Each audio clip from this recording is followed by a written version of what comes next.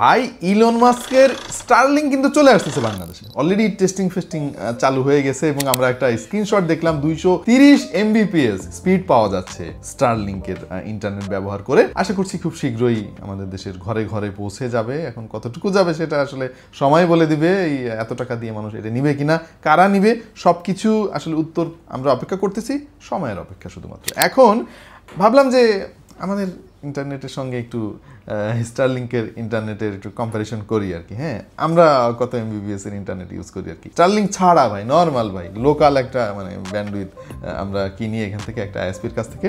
So চলেন আমরা একটু টেস্ট করি, এই জন্য আমরা যাচ্ছি গুগল ফাইবারে। সো আমরা এখনই টেস্ট শুরু করবো। Ready steady go.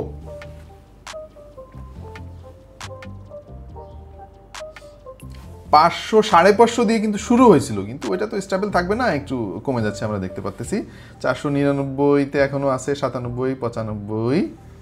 এনিওয়ে একটু একটু করে কমতেছে, এটাই স্বাভাবিক। অলরাইট, তো ফাইনালি ডাউনলোড স্পিড পেয়েছি আমরা 492.8 Mbps।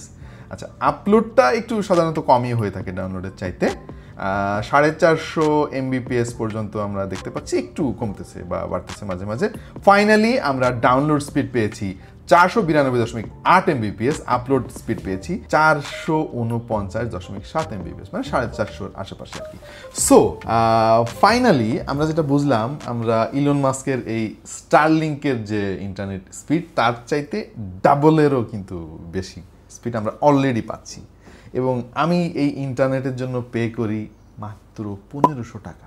শুনতেছি স্টারলিংকের ওই ইন্টারনেট পাওয়া যাবে 15,000 টাকা আর কি মিনিমাম, আর প্রায় লাখ টাকা দিয়ে ওই ডিভাইসটা কেনা লাগবে। আপনার কি মনে হয় আমাদের দেশে এই স্টারলিংকের ইন্টারনেট সেবা কি পপুলার হবে? একটু আপনার মূল্যবান মতামত কমেন্টে লিখে তারপরে ভাই ভিডিওটা স্কিপ করেন।